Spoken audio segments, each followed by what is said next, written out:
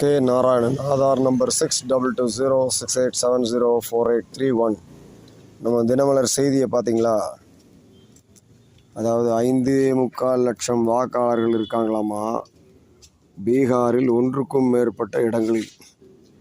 அதுபோக 36 லட்சம் பேர் இது முகவரியில் இல்லையாம்.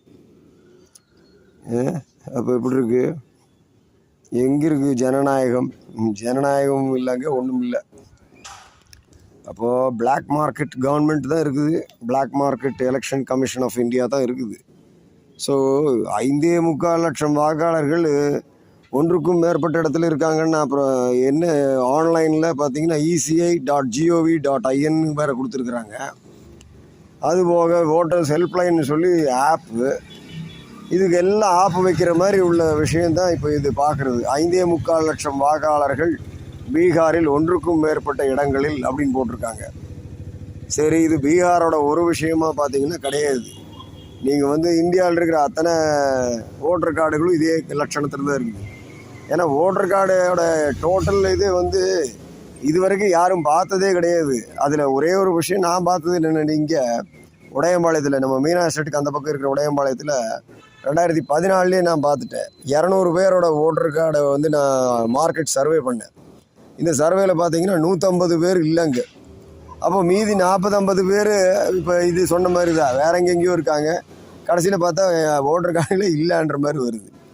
அப்போது என்ன எலெக்ஷன் நடத்துகிறாங்க இவங்க? யார் ஓட்டு போடுறாங்க? இந்த ஓட்டு போடுறதுக்கு ஒரு தனி பூத்துன்னு சொல்கிறாங்க.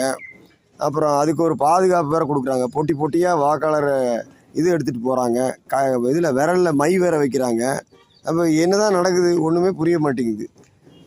அப்போ எப்படி இருக்குது எலெக்ஷன் கமிஷன் ஆஃப் இந்தியாவுடைய ஒட்டுமொத்த வாக்காளர்களின் லட்சணம்? அதாவது ஃபஸ்ட்டு அந்த ஓட்டர் கார்டில் முதல்ல this card can be used for different identity ஸ்கீம்ஸ்னு போட்டிருந்தாங்க. கடைசியில் பார்த்தீங்கன்னா இப்போ வர்ற ஓட்டர் கார்டில் அதையும் காணும்.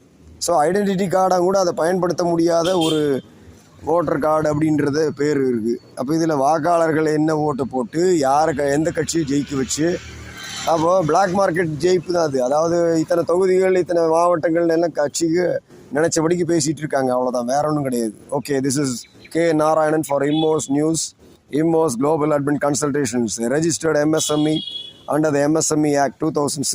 K. Narayanan, Aadhaar 622068704831. Bye.